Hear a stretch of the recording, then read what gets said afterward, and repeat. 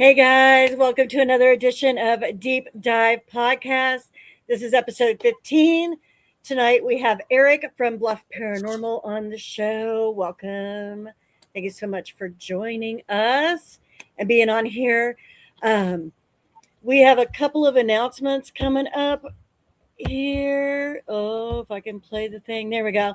Ghost and Ladies Gals is going to be here Sunday, May 3rd, 7 p.m. Eastern, 6 Central. So make sure you guys join in for that.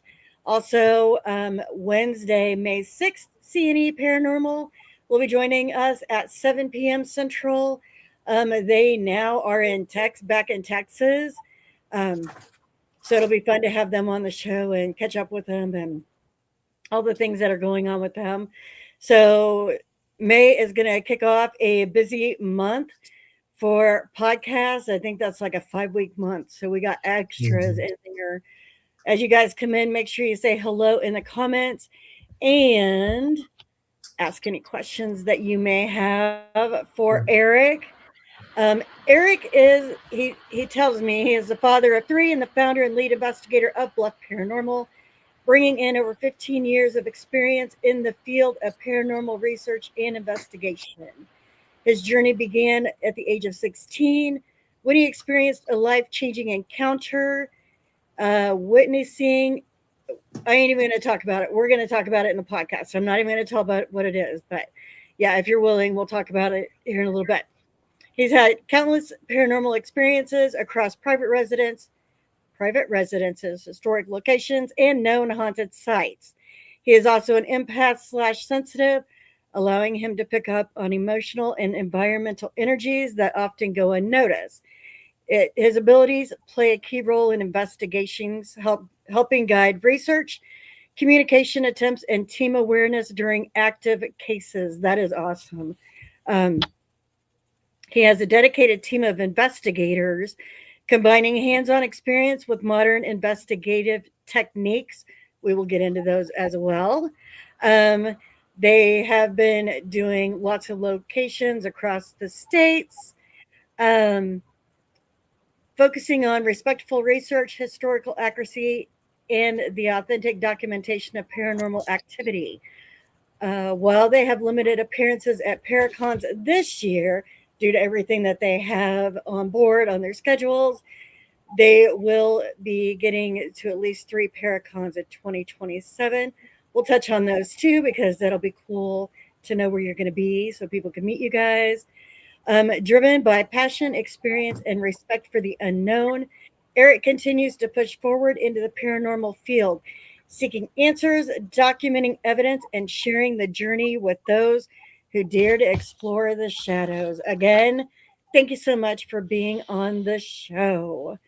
We appreciate you being here. Thank you for having me. Yeah, thanks. Glad you're here. Yeah. So, right off the bat, let's talk about it because that's one of my questions anyway. What got you interested in the paranormal? What was the experience you had when you were 16? Oh, okay. So when I was 16 years old, my grandfather passed away, and I was living in Texas at the time. I'm actually from Tennessee, but that's where he was living. And when he passed away, and I flew up here and went there. That it was like on a Saturday. We had his wake. Everything was great. Well, obviously for what can be great for a funeral. And I remember asking, and I call.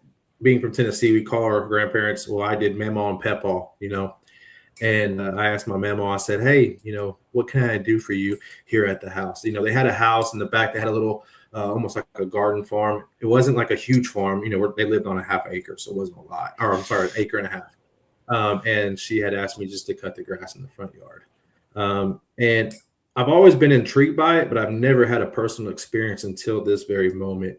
And mind you, he had passed away a week prior. And before he passed away, he had hospice at the house. Like they had a round the clock person at the house for him for 2 weeks before he passed. His organs were failing. So when it was failing, he just stayed alive, for 2 weeks kind of thing until he gone. In the meantime, though, um, once he passed away, it took about a week to have the funeral go up real fast. And so as I'm there, I'm cutting the grass. I know you guys probably remember the iPod shuffles or nanos. They're like little small iPods, and you can put your headphones in. I'm cutting the grass, and I don't, I'm not expecting to see anything as I'm cutting the grass, but as I'm cutting the grass, there's like a hill that comes up, and they had like a double wide trailer sitting on top of the hill and had a wraparound front porch. And as I'm cutting the grass, I start, and I'm not nowhere close to the house, right? I'm roughly 70 feet from the house.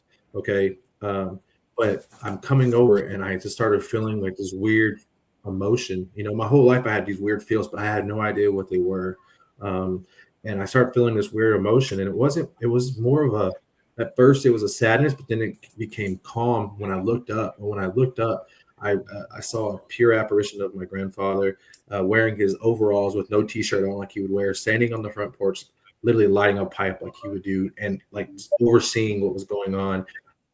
He looked right at me. I looked right at him, and immediately I freaked out at the time because I had never experienced something like that before. That where I let go of the push mower and I ran around the backside of the trailer house, ran through the backs. They had like this old, when you went up the back porch, there was like an old area where they made their own jellies, right? And I ran through the back, and I'm screaming, "Mama, Mama!" And she's like, "What? And I'm like white as a ghost myself, and I said, I don't know how to say this, but I just saw Pawpaw, and later day she said, "Baby, he's been here ever since he left." She's like, "I've already seen him every single day." And so, that was my first step to go, hey, at first I was a little nervous and scared. I'm getting kind of chilled up right now talking about it. But it like intrigued me to the point to where I wanted to venture into it. So obviously I'm almost 40 now. So it's been 20 something years, or yeah, it's been a while. It's been about 22 years. And so I've been very intrigued since then. Have you seen him since then? No, not in person. Only I've had dreams. It's really weird. Like I'll have random dreams where the whole family's at a long table, and he's at the head of the table, and we're praying over the food. And it's weird because it happens in stressful moments in my life where I dream about him. It's almost like, I'm not saying he's a guardian angel, but that's when I have the dreams. And this particular one will always stay in my head.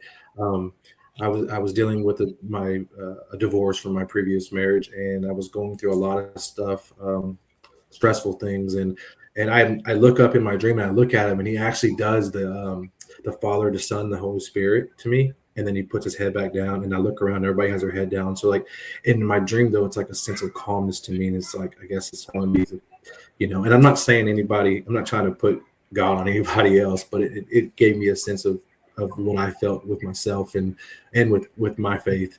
And so like that dream has stuck with me, and that happened, 2018. So that's awesome. That's awesome. Wow. Yeah. Dave is in the house. Hello. Welcome in. He also said that is a very awesome story. It is. That is cool to experience that part of it. You literally just got home today from Gettysburg. Yep. What did you investigate while you were in Gettysburg? Well, and the video will be posted probably Friday. I think I'll premiere it Friday. But I went there with the intention not to do an investigation. I went there to try to make it like an exploring video. It turned into an investigation. So Gotcha. I started off doing the cemetery trail, checking that out. It got very, very emotional, especially just thinking about the sacrifices that people made for us that we can never repay. And I myself was in the military, but my grandfather, who happened, he was in the military. My father was in the military.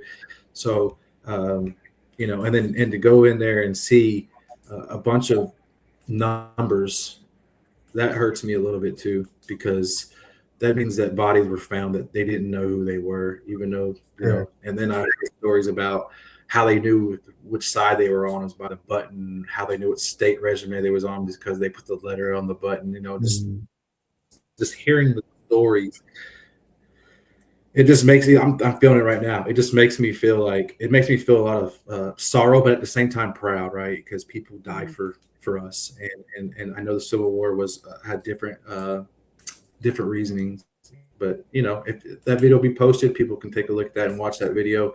I wasn't just there. I also went to the battlefields. I went to Devil's Den. I did a lot of walking that day. I think I hit 10 miles of walking that day. And then that night I went to the Jenny Wade house, which was really cool.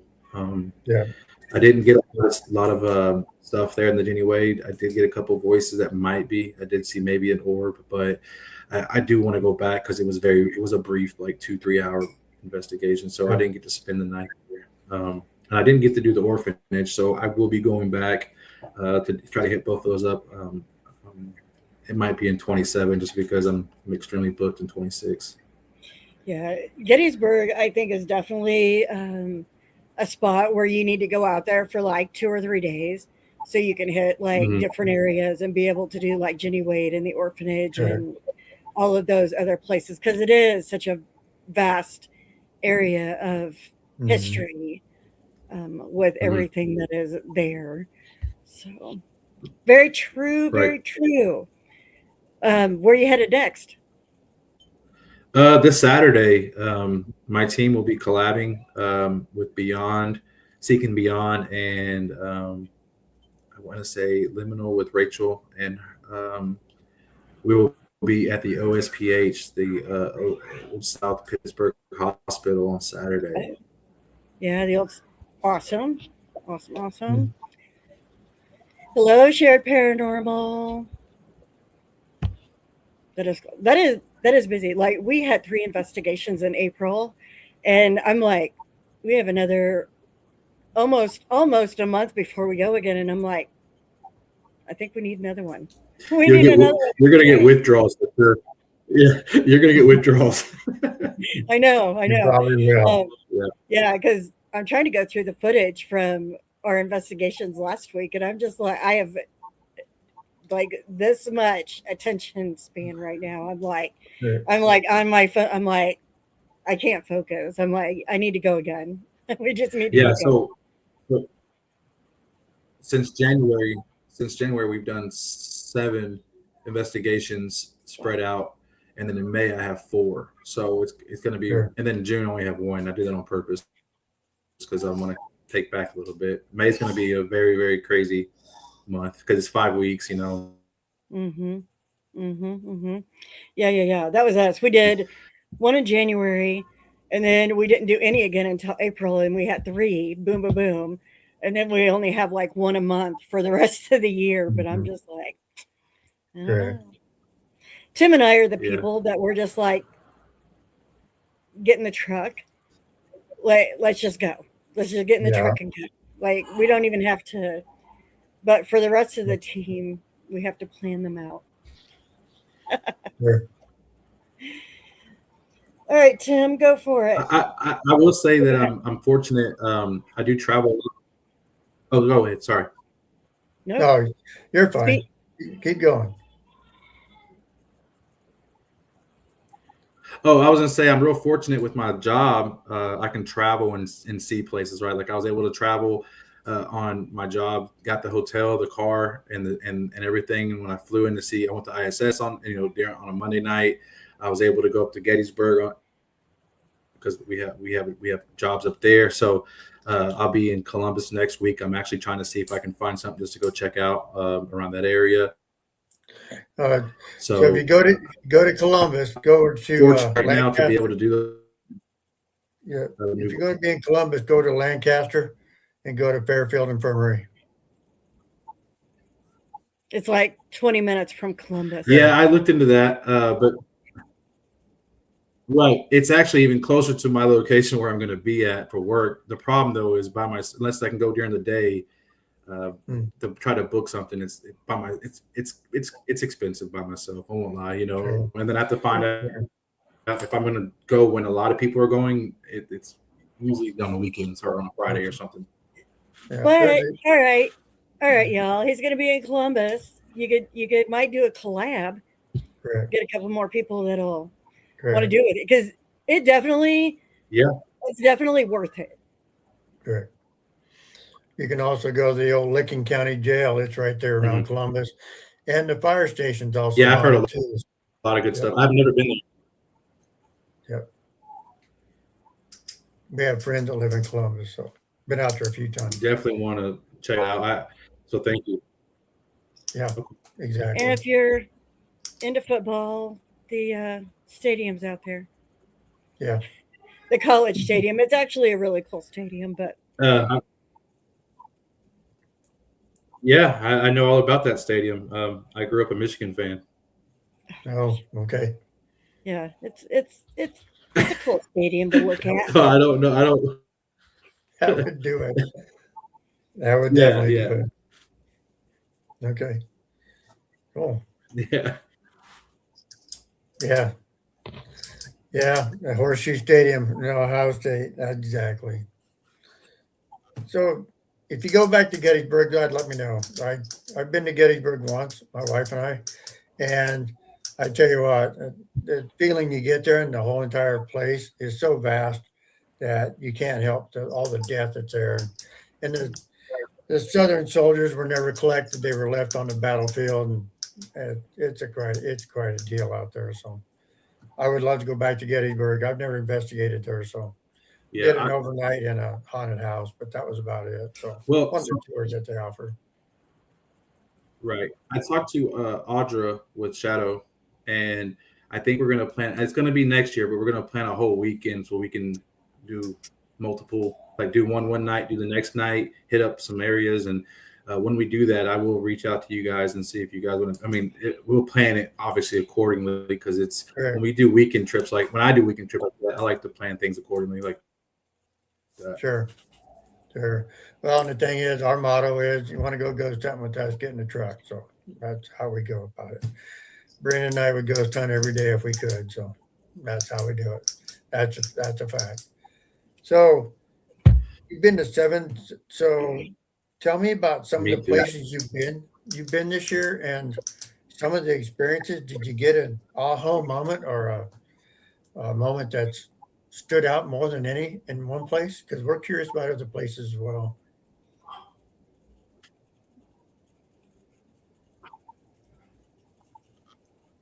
Yeah, so I started off the year at the Glen House in Cape Girardeau.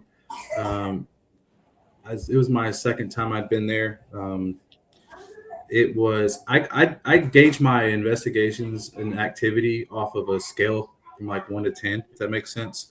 And I also recognize that what's active for me might not be active for you, or what's active for you might not be active for me. Sure. So I don't like when I do these investigations and I put these videos out, I will never put that scale out to other people because I don't want to deteriorate from what people think about these locations. You know what I mean? I see a lot of people post, "Oh, I never get anything there." I can say the same thing about Waverly last year. I was there and didn't get one thing, but just because something didn't happen for me doesn't mean it won't happen for you. So, but I will say, when it comes, I didn't have a very active night this time at the Glen House. It almost felt like things were just kind of standoffish the whole night. But I do know that there is activity there just based off being there previously and the accounts that I have with the people that I was there with at that location. So, I will want to go back. I do want to go back, but I do think that that's a place that's not, I've already been there twice. So it's not one of those places that I just like bucket list for me, to be honest with you. But it was a very good, I'm a huge history buff. So learning about these locations is always great to hear about it. One place that's kind of under the radar for a lot of people, but I got a lot of activity at was the Brooks Estate. It's also in Missouri. It's about an hour and a half from my house. I don't know if you guys have ever heard about it. It's a very small location. If you guys go, it's better for like 2 people, maybe 3 max. It's a very small, houses from the 1800s are typically small, right? Unless they add on to them for the most part, unless they're like huge mansions or But this one had a kitchen, a living room in the bottom, and then it had these witch stairs that go up to 2 bedrooms at the top. And I think actually, from what I hear, is they actually added on to it after the fact. It was even smaller than that before. It's in an old farm town. It has old Indian grounds around it as well. I got a lot of XLS. I got a lot of there's a stringy orb on my video. There's a lot of voices, a lot of REM pod work. It was a very active night. Like I said, I gauge things off of scales, and Sure. I give it a 7 out of 10 kind of deal for activity, to the point to where we were going to stay the night, and we didn't stay the night. Not that we were ran out of there. It just I don't know if you guys have had this happen to you guys before, and because it was so close that we came home, but sometimes like it just seems like spirits are done with you.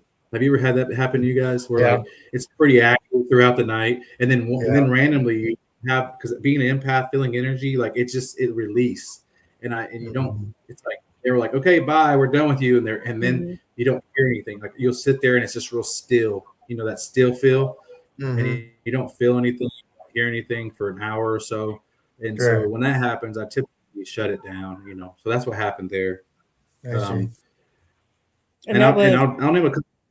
Go ahead. I was just saying that was Brooks' house. Brooks Estate. It's in Missouri. Brooks I Estate. can't remember. I can probably look up. And the people that own it live across the street, and they're very, very nice people. They accommodate. And I think they charge based off of a 2 person minimum, and then it's like $50 a person after that. So it's very, very worth it financially. But you don't want to go there with more than 2 or 3 people at a time, just because, like I said, it is small. Let me see. I did the Aurora brothel, was pretty good. We had some really good stuff there. One of the good evidence pieces there is we had a still camera, and I had the XLS, and I'm speaking with my teammate Anthony, and I just kind of like pan over to where the camera is, and there's this huge stick figure literally standing on top of my camera, and I just turned that camera on with a new battery, and all of a sudden you can hear it go bing and turn off, and I'm like, wow. And then as soon as I do that, I'm like, what? And that stick figure goes away, but on the XLS you can see a black anomaly come right towards me. And then in his camera, you can see it's on his camera. It looks like a white orb going towards him. Like it just flies like this, and and we're kind of like shell shocked when it happens, right? We're like, what? And when I say a tall figure, I'm talking like a 6 or 7 foot tall person standing on top of the camera, and that was the only time the whole night we got that. You know what I mean? Like we were getting different things, voices or different, things that we felt, but that was the only time that we got this real tall figure on top of that. And I'm saying, like, how it is when you can feel like something big is around you or body. That was the only time we got that, and to catch it on camera and have something to react. So one thing that I live by when I do my investigations is, and just to give you guys an idea, in my real world, I work in construction, right? I work for AutoZone, but I build the DCs and stores. I don't know much about cars, but I know a lot about construction. And one of the standards that I do is the 3-point contacts. When you're going up a ladder, they want 3 points of contact. 2 feet on the ground, 1 hand on a bar, 2 hands on the ground, whatever.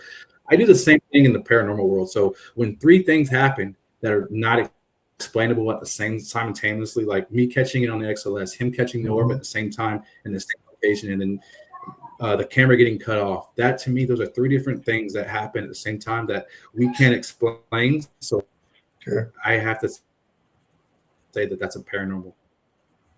Gotcha. Is it a ghost? I can't tell you what kind it is off things when I do that. That's kind of a cool approach to it, to do the 3 points. Yeah. That's cool. Never thought of that. 3 points. That makes sense. Mm-hmm. Yeah, Aurora brothel was really good for us too. We got a girl scream upstairs. It's quite the EVP. So that was pretty cool. Did you get it? Did you get it in the area where they say that they had their rooms, or did you get it in the room to the right of that? It was upstairs. It was the upstairs part of the brothel. We got the screen. So It was over where their rooms were. correct. Yeah. Actually, by I did the a solo double. up there. It was over there by the double bunk beds. Yeah. Yep. Yeah, I was up there while Anthony was in the basement doing EVPs, which we got a lot. We did it. I was up there. I didn't get a lot. I mean, I had a bunch of things, but he was getting all the activity, so we kind of switched things off. But and we can get into it at some other time or whatever. But there's certain type of equipment that people use or don't use, and they don't like. We were doing the flashlight method. I know a lot of people are against the flashlight method, but we seem to get a lot of responses off answers that we were asking. So that's in the video as well. But yeah, so we had I felt like we had a lot of evidence, and especially when we were in the basement, you can feel at certain times. That was another place where at a certain time it just like, hey, we're done with you. But we did get a lot of feels and energy, and especially in the basement over where that little cubby hole is to the other area. Yeah. You know what I'm talking about, where the CMU is busted through. Yeah. Yep. Yeah. I spent a lot of time. Speaking of the location, she pops in. Hi, Myra. Yeah, she's great. She is. You're right about that. I've been kind of holding back what I wanted to say. You asked me if there was one location that kind of got to me, and Brenda, you know, we talked about this briefly before this podcast started today, and I did do the ISS by myself. And I'm gonna be honest with you, I'm 6'2", 250 pounds, and played almost 25 years of football, and it don't matter. I got ran out of there. I got impacted quite a bit, and my pride was hurt. My ego was hurt, and I will say this: that place is huge to be there by yourself. And to be very frank, guys, it wasn't intentional. There was supposed to be another team there that didn't show up, so I was there by myself because of that very reason. Okay. They were supposed to be there sign in, and when I was signing waivers, I was told that they weren't going to be there. So I was not going to back out at that point. I was already there. My intention wasn't to be there by myself. Yeah. But I mean, yeah. It's a very daunting place. Indiana State's very daunting in there. So we had some pretty good experiences in there ourselves that night. That's pretty cool. So yeah, tell me. Go ahead. Go ahead. No, you go. I was just going to say that one thing that I was telling you before is that what I found out about this. One thing that I would say is that when you go to a place that's huge like that by yourself, or it's overpowering, and this is one thing I was explaining to you guys, things can happen to you that are not paranormal, but they make you think they are, right? Okay. Your mind is very powerful. So that happens a lot too. So, sorry guys, my kid is out there playing and coughing at the same time. So anyways, go ahead. No, that's okay. So I'd like to go back to Indiana State. I think it'd be worth another trip out there. It really would. So we didn't get to do as much because it's so big, and you're only 4 people, and you're trying to collab, and you don't get to cover as much of the building as you would like to. So it would be worth another trip out there. It really would, as far as that goes. For sure. So tell me, Gettysburg, 7 places. The 3 times, I like the 3-time method. That sounds pretty cool. I'm going to have to start looking into trying to figure that out myself as far as that goes. So you got started when you were 16, your first paranormal experience. What senses or abilities do you think you have up to this date that have progressed with you over time? I mean, you're an empath, you tell me? It started off as And I'm just as sensitive. I'll never proclaim to be a medium or anything like that. But I think we all have a little bit in us for the sense that growing up, I had a lot of things that happened that I can't explain. And it's kind of weird to say, like, it's one of those things where like I would say something and then it would happen right after I said it, and it's like, what what what's happening? So that's something that I haven't really tuned into yet. But Okay. one thing that I realized is on the energy part of things is, and it's stronger with people who are here with us now than it would be with people who are not here with us. That's where it started. I could get into situations where I can meet you face to face and we can talk, and I've never met you before, and it's almost like a positive negative energy that I feel off of you. It's Okay. almost like an aurora. Is that Okay. or how do you say it? You know what I mean? Like if we're Yeah. talking, I can be like, yeah, this person, I can, and it's different types too. Like I can say, I can give you everything that's ever happened to me in my life because I feel that comfortable with you. Or I can say, you know what, this person's giving me a certain type of thing, I'm not judging you by how you look. I'm judging you by how I feel. Okay. And I, what's weird is I've never been wrong on that. And that's the crazy part about it is like I met someone that someone else introduced me. Just giving you a quick example, and I never ill will talk towards that person or never will, just because I'm a respectable person. But after the fact, I talked to the person, like my friend. I said, hey, when that guy comes over here, I probably won't be here. Nothing negative towards you or him on a personal level. And then I find out, oh yeah, he just got out of prison for manslaughter, did 14 years. And I'm like, yeah, I don't know what's happened in his life, but I know that I don't want to be a part of it in my life. You know what I mean? It's just weird things. So that's where it started. And now it's kind of translated over to the afterlife too, right? Like I can go into a very heavy room that everybody feels, not just empaths, but the heaviness, right? But my part goes a little bit deeper. It goes to the part to like, why is it heavy, right? It's not just because there's someone in there that doesn't want you in there. That person might not want you in there because they're broken or they're hurt. They're Okay. still here.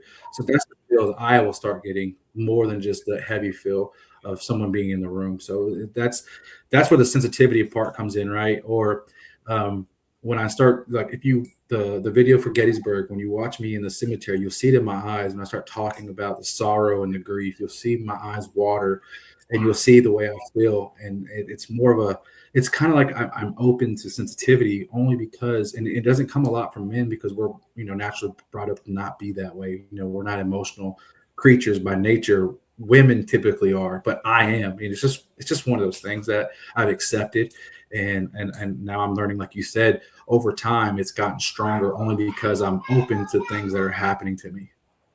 Okay. That's pretty cool. That you got the aura, so you feel aura around people. That's pretty cool. That Okay. really Yeah. is. That wish I could do that. I can't. I, I'm learning that with the group I work with or the team that I'm working with. I'm learning. I do have abilities, but they're at a they're a, they're a level. So You I gotta don't tune know them. how It's like to. it's like a guitar. You got to tune your abilities. That's the way I look Yeah. at it. Like, you Yeah. play it. If it's out of tune, you got to tune it, and sometimes it just takes time. Yeah. They're helping me do that. They're helping me see more than and experience more than I ever did before. So that helping me a lot. Seeing God and Brenda and I are brother and sister, and always told mom he's adopted. So now we are. So. But we weren't because you were the firstborn. Yeah, there you go. Far as that goes. That's pretty cool. That's pretty cool that you get that feeling that way. That's really cool. Wish I had some of those abilities. Maybe I do, just ain't use them yet. I So, do. yeah, it's getting there. I think it's getting there. I, So, I think we all have that type of ability. We just have to open that. It's like I yeah, talk about the third eye. I know that's kind of yeah, a cliche to some people, but you just gotta. I think you have to find that ability. Like, right, you gotta, and I tell people to this day, mine happened by accident. Just a real quick story. My brother was mauled by a dog when I was in second grade, and he was in fourth grade, and he had over 500 stitches, and we were having major, really, really bad dreams, and he wow, survived. And so we went and saw a hypnotist. I know it sounds crazy, but they taught us how to have vivid dreams where we can be in control of our dreams. And so once oh, that happened, like it opened up something, not a veil, but it opened something up for me where I can understand something deeper than what we hear on face value and surface.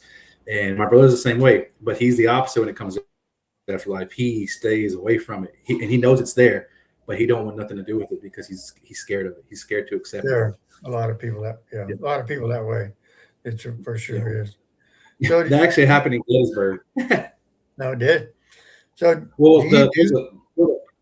where the orphanage is next door. I went into there. It was open, and I asked, if they have. She does like diorama pieces like of the Mhm. Civil War, and I came in there and I started feeling like crazy energy, like multiple people watching, and we're just talking and chit chatting, and she's literally right next door to the orphanage, and I said, hey, I don't mean to intrude on you.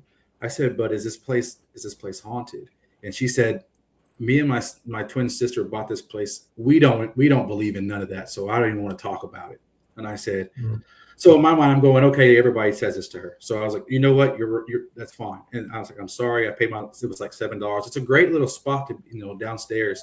So I say all that to say this: I'm done with it, right? I even said on camera, like, I'm sorry, and I go outside and I said, this place looks awesome. It was built in the same time as the orphanage was. I come to find out when I'm doing the tour, doing the tour at the Jenny Wade house, the guy tells me that was actually the orphanage where she lives, where the girls were, and it was turned sideways.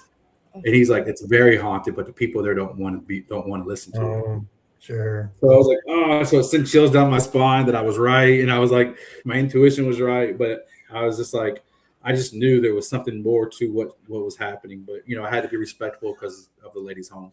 Correct. So Sure, for sure. So do you do private residence at all? So when I moved back to Tennessee in December of 2024. When I was in Texas for 18 years, I did a lot of residential work. I was a part of another team called Dark Dimensions at the time, and two other guys that I had with me. We did a lot of those, and I moved here, and they disbanded, and I haven't done any since I've been here. Okay. And one case was really, really awesome. But yeah, and we found like a hidden well in their basement underneath some stuff. I mean, it was a really cool Wow. place to do that. Yeah, they had just bought the property and things were happening. Yeah, yeah. Okay. Okay. All right. I'll turn it back over to Brenda. She's chomping at the bit, looks like. So No, I just grabbed his stuff again because I'm like, wait, did I miss something when I was reading it? No, no, no, no, no, no. So what all type of equipment do you use on investigations? Um, Pretty much everything from Ovulus to XLS to I even have a mini portal, but I don't know how to use it very well, so I don't for like when you're doing like Estes or something. Um, I do have a new Estes method that I'm going to try this weekend, so that'll be kind of cool to see. And I'm sure, and it's not something I created. Someone told me about it, and I'm going to use it. But I have some really cool different type of REM pods. I have a Jack Daniels REM pod. I have a cigarette case REM pod. Basically, it's like a cigarette. Opens, you can grab it, goes off like a REM pod. It was really good for like at the brothel or areas like that. I have obviously the cameras. Everybody has those. The recorders. I pretty much have a lot of everything. Our team does, yeah. Like Anthony has a PS device, but one thing that I've noticed is that what might work for people on YouTube or what might work for other people might not work for us. And so we've come, and I'm sure you guys have used equipment where it's like going amazing when you watch it on YouTube, and then when you use it, it's like, yeah. why did you just spit out 30,000 words that mean nothing to what we're doing? You know what I mean? That happened, right? And so you have to it's kind of like ciphering through all that stuff and try to find something that's relevant. And if it's not relevant, it's okay. You just keep moving on and don't stick to something that, full. Like our motto is respect the dead and document the truth. And so if I don't feel like it's the truth or it's going to be 100% evidence, I leave it out. You guys know, you guys do videos. You might have 10 hours of footage, but you bring it down to about an hour and try to get the best stuff, possible. Yep, absolutely. Definitely. What out of all the stuff that you do use methods and stuff like that, what's your favorite? Wow. I'm just trying to think favorite. I mean, from obviously the SS method is awesome. I do like the flashlight method that a lot of people do not like. One thing I saw when I was with Liminal at the night house, they did the dead bell, and so that was kind of cool. And I know it has sensitivity settings, but to get blatant reactions to it, like, or the dead bell was on the same sensitivity level, and you're there for 2 hours in the same room asking nothing, and the moment you ask a direct question and it goes off, and you say, "Can you go off 3 times for this?" and it goes off 3 times, like, to me, that was pretty amazing to be a part of. But the old fashioned, trying to listen and catch evidence with a recorder, or catch evidence with what you see with your own eyes and what you feel, that to me is the favorite thing. Good. Agreed. Yeah, we both have dead bells, and we love the interaction with the dead bells. Good. So, although Billy Creek, we were there Thursday night, them bells were crazy. Like, They were. it was almost like they were digging them so much that they were almost like, you need to leave. Correct. Like, That scares that affects you, right? Because you don't want to be disrespectful, but at the same time, you want to continue to talk. Yeah. Correct. Yeah, But we would. Pull up. I think. Go ahead, Tim. We wasn't being disrespectful, I no mean, but we were getting direct response back from questions we were asking and things like that. And we were, we'd get the dead bell and the K2 meter run at the same time, then it would stop. Then we'd ask a little boy to come back and it would start again. So we were getting interaction with 2 pieces of equipment at the same time. So that was really, yeah, and that's what one of the my 3-step method that I was telling you about, my 3-point method. We had a REM pod, a dead bell, and a K2 meter all in the same location. And because what was happening was the dead bell kept going off, and I was like, you know what, I'm going to put my REM pod next to it. So if they go off at the same time, that can be compelling. And then I was like, you know what, I'm going to put the K2 with it too. And literally on cue, all 3 would go off at the same time. Yeah. And so that to me was kind of compelling. And then we spread them out a little bit further just to see if something changes, and the dead bell would go off, and then this wouldn't go off, but then we'd ask for it, and then this would go off, and the dead bell would go off. So it was like, to get direct, intelligent responses like that was really cool to be a part of. And speak of Billy Creek, I haven't been there yet, but I think we're going on October 24th, so it's later in the year, but we're gonna be going there as well. That'll be a really beautiful time to be out there, though. Yeah, and you'll like Billy Creek. There's a lot of activity there. Yeah, I was trying to do like a Billy Creek ISS deal because it's so close to each other, but because it's on the 24th during Halloween, ISS is just completely booked up. Like, it's crazy out there. So I am happy that we were able to get to Billy Creek. Instead, we're going to stay the night out there. They have I haven't been, but they said they have a really nice, I guess above the store, they have a place where you can sleep and rent. So above the general store, yeah. Sure enough. Yeah, so we got that as well. Yep. So yeah, that's what we did. We booked the 2 locations back to back because they were so close. But Billy Creek it's awesome. It really is awesome. We have a rock out there too. So when you go, you'll have to look for rock. Mm-hmm. Oh, what did I just saw a video the other day where they brought up the rock and they posted it. Yep. They were like, hey, we found your rock. We left one at Billy Creek, and we left one at ISS. There's one at Aurora, and there's one at McPike. So every location. You know what? I think it was Aurora. Somebody posted they found your rock at Aurora. I think that's what it was. Yeah. 2 people found it at ISS. Yeah. Okay. Yeah. Shadow Chasers was one. Yeah. So, but you'll just have to look, and it's not going to be anywhere where you would think it would be. So that's my only hint to people. At Billy Creek, it's not where you're going to think it's going to be. And now we got some special rocks that we're going to start painting. So we'll see what happens. Yes. That's cool. I mean, it kind of reminds me, and I'm sure you've heard this, it reminds me of the duck situation. I never can see the duck when I watch those shows with the Project Fear. I never see their duck. People always say, did you see the duck? I never find it. No. I'm like, I always see the ducks on your guys' clothes, but I don't see them anywhere. Yeah, I never see it, but people will post about the duck, and I'm like, I don't see a duck. So it is what it is. But yeah, I'm definitely now when I go to those places, especially Billy Creek, and I'm going to be looking for this rock while I'm there. And as soon as I see it, I'll put it back. I'm going to take a picture with it. Well, yeah, pick it up, take a picture with it, and then you can put it back or move it. Yeah. If you Anyway, move it, I just need a new pictures of where it's at. So, um, Yeah, that'd be. so kind of going back on your empath and your sensitivity levels and stuff like that.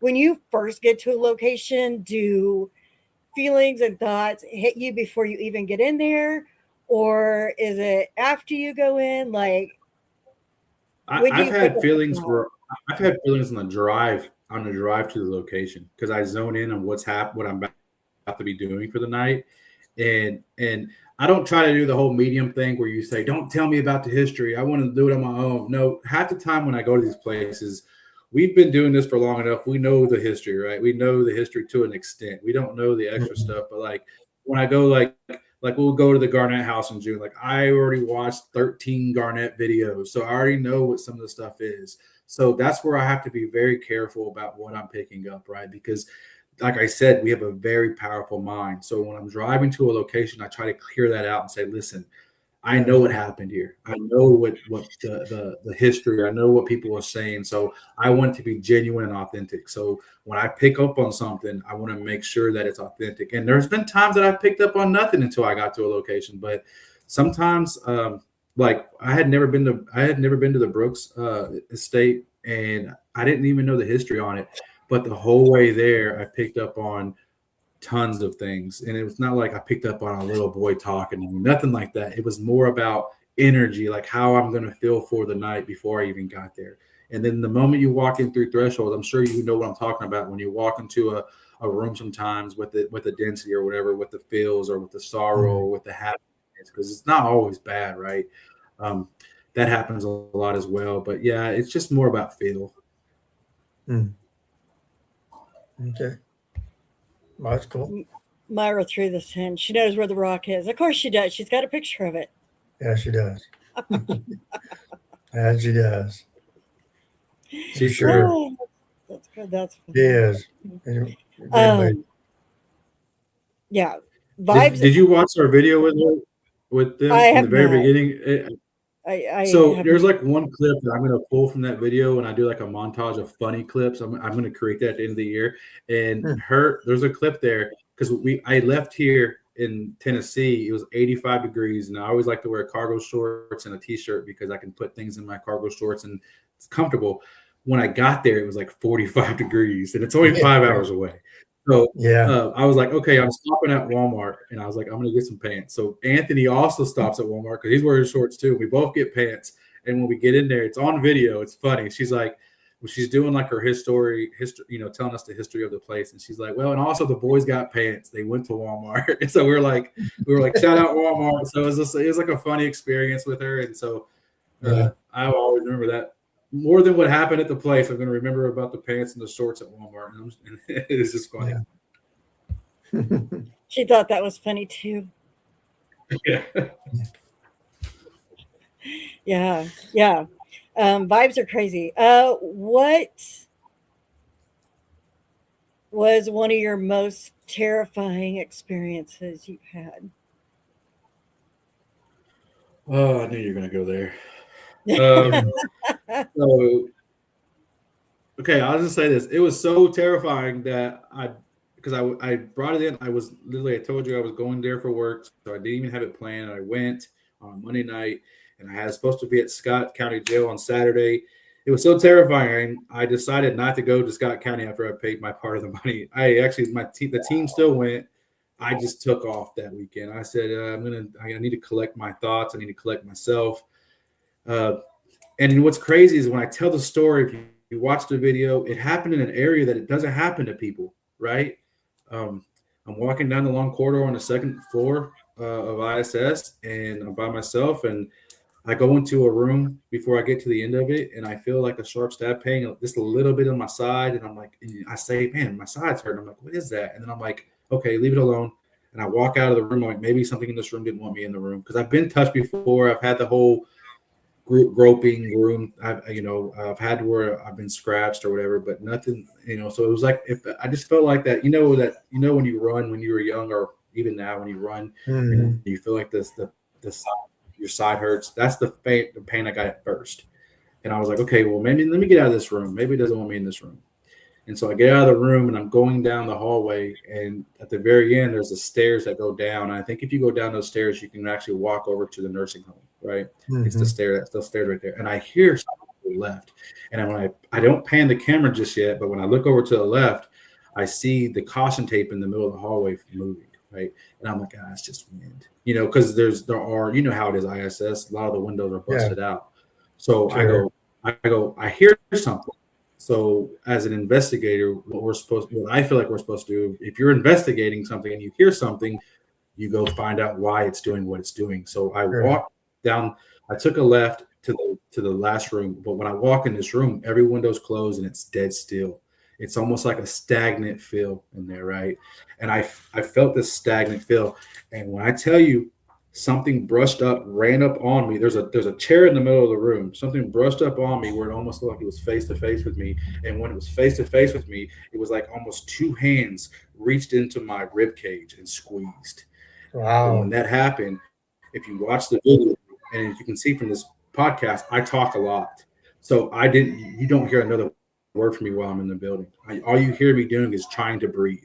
You'll hear me so I don't run. But I turn around, I'm distorted. I have pain in my chest, not in my side anymore, but in my chest on both sides. I walk to the stairs and I look to the left and I go, oh, that's not the stairs I came up on. So then I go down the corridors and I go to the front, go down the stairs to where the front area is, where that little, I don't know if it was like a day room, whatever it is, where they have like the old timey area where people can eat if they want to in the front of that of the Adams, the 5-story building.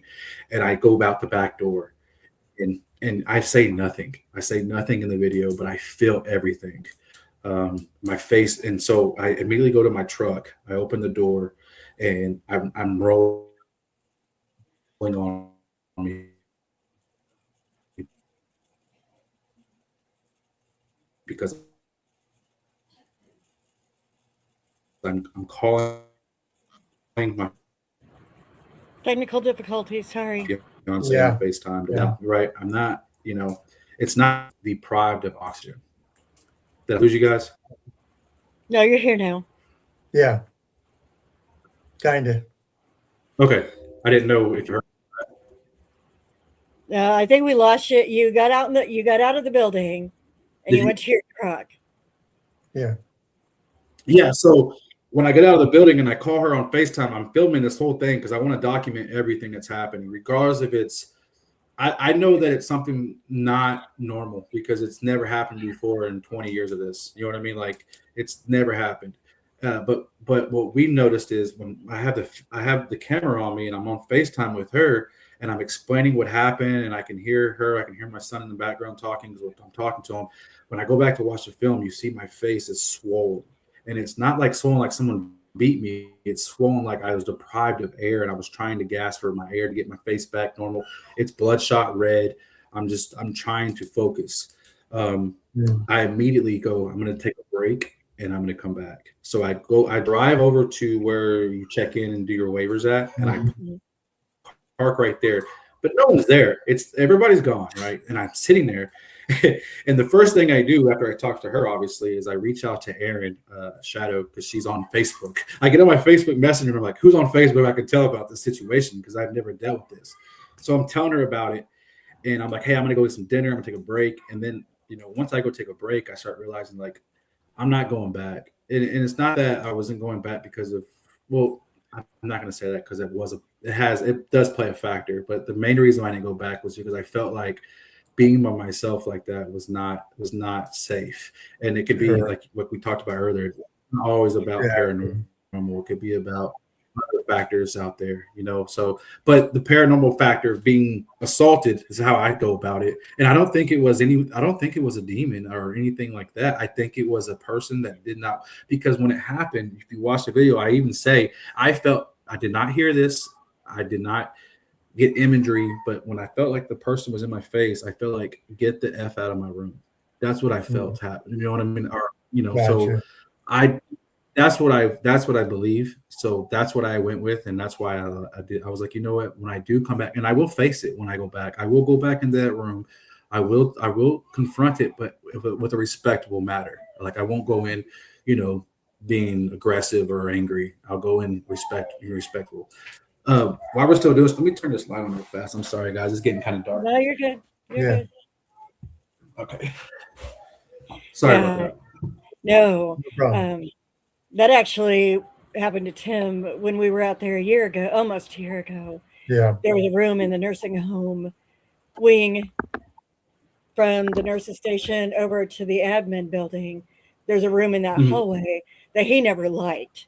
So Mhm. while we were there, he made it a fact to go in, to Correct. try to figure it out. So totally understand why you would Correct. go back, to Yeah. try to figure out and dig more on that part of it for sure. Yeah. Yeah. I went back we went there last week. I went back to that room to do the same thing you did. Why do I feel this way? Who are you? That type of thing. So I kind of didn't really confront it, but I wanted to know who was there and why it was there. So, and that was in the nursing home part. So, there's a Well, lot of things. There were a lot of things happened to other teams in that that's nursing the home. part that I hear the most is most wanted. Yeah. So, Yeah. yeah, there's something in the nursing home part of it that's getting some energy build up. So, you need to be careful. You go in there for sure. Yep, for sure. Yeah. Watch, I heard watch. like I hear stories about by the cafeteria. Yeah. I was gonna say when all of the videos come out, you'll just have to watch all the videos to get Right. all of that. Cause yeah, um, I will. all of the teams, and it seems like all of us teams experienced something different Correct. Yeah. throughout that part of it. Yeah. All right, go ahead, Tim. No, no, it's fine. I just want to let him know that if he goes back there, be cautious going into the nursing home area. So, I mean, thousands of people go into that building, so there's a lot of energy. There's a lot of energy in that building now. So, probably more than there ever was before. So, as far as that goes, cool. Um, so that was your scariest moment, I guess. What? Is there any place that you really just say you didn't have a bucket list place where you kept going back to, or you'd like to go back to again? But is there one particular place that you would actually like to go back to investigate? Um, well, I have bucket list items that I'm hitting this year. I have three in general that I'm hitting that I have never been to. Um, the haunted Hill House is one that I've been to. There's actually two.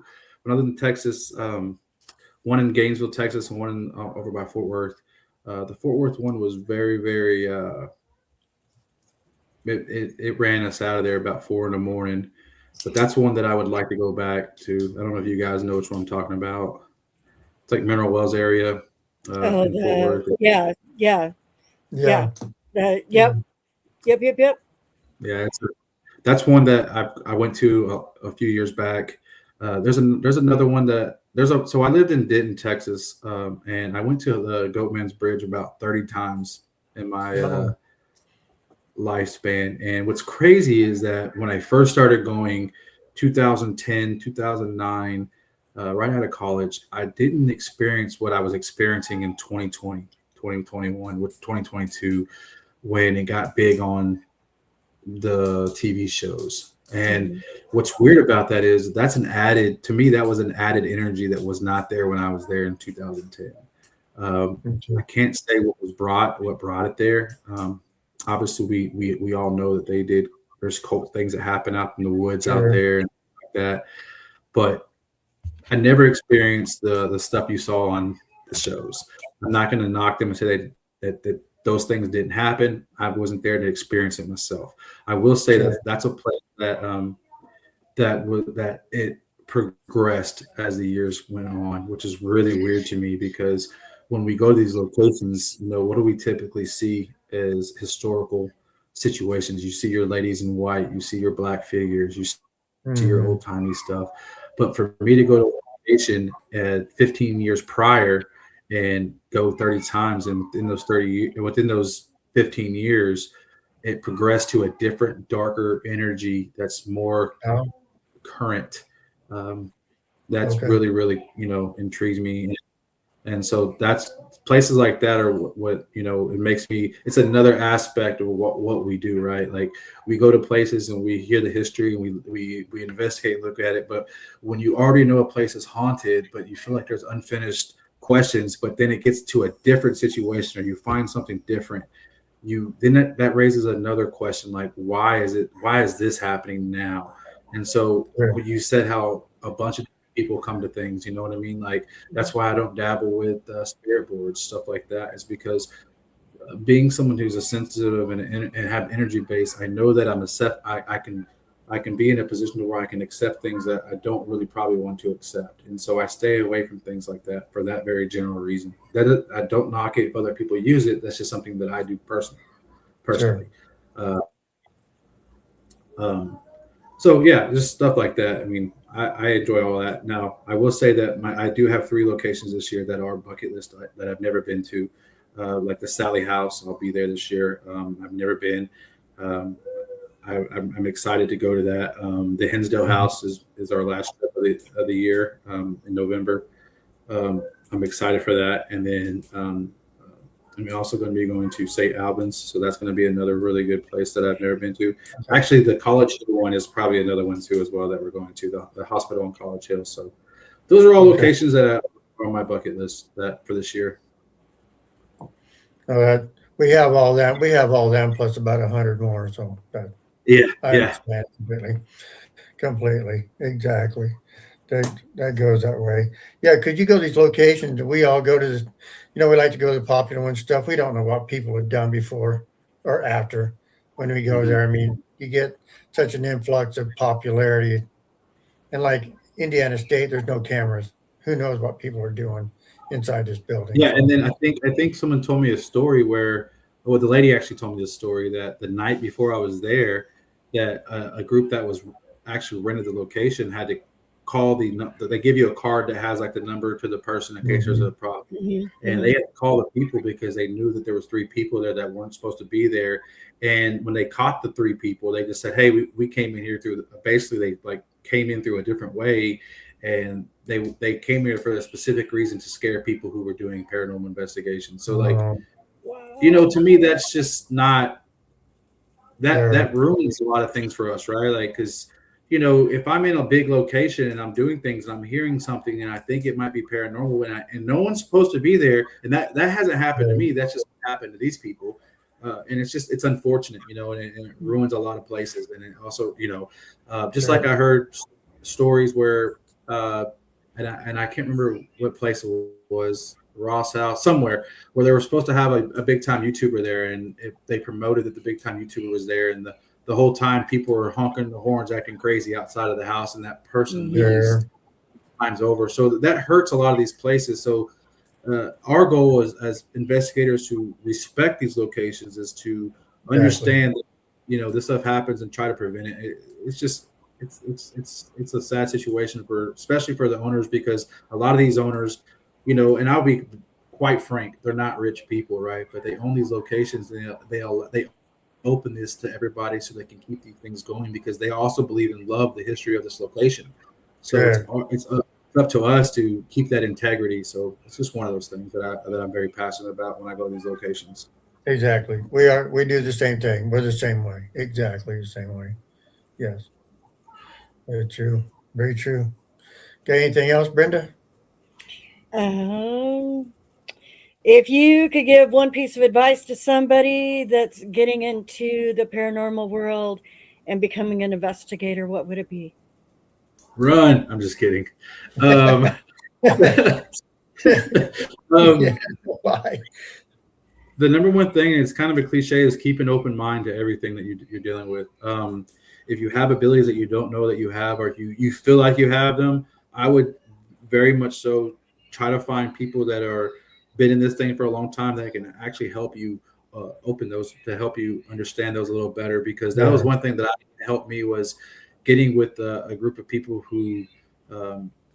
That's why I love collabing, by the way, right? Because I don't want to say I know it all, right? I learn every time I go somewhere, I learn something new. So that's one thing, is don't jump in head first, because a lot of people who are new, what got them involved, right? And a lot of it is going to be like, oh, they watched Sam and Kobe, or they watch Yeah. Twin Paranormal, or they watch all these big name guys who are not. Mhm. I'm not saying they're not genuine or authentic, but they're not what the real paranormal investigators like us. They don't Correct. handle that right. They don't. So when you go into a location, you have to always keep an open mind. You're not always getting attacked by a demon. You're not always, going to be in a location where it's just active the whole night. You might have a place that's been known to be active for years, and it's nothing the night you're there. Like I said, I went to Waverly, and I felt that way the whole night. But you know what? Right. I'm also a history buff, and I love the history of the location. So I took it for what it was, right? And I enjoyed being in a place that was built and understood the situation while I was there. So I just be open to anything that comes at you, and when it does come at you, understand that everything, like, I don't want to give a percentage on it, but a lot of things you might think is paranormal is probably not, and it can be explained. And I'm not a skeptic at all. I have to go into that situation thinking that, because if I go into it thinking everything is a ghost or everything is this or this, that, my mind is going to really mess with me to where I think that. So I have to be very receptive to it. And so that's the advice I would give. Yeah. It's actually really, really, really good advice. That's sound advice. It really is. Yep, for sure.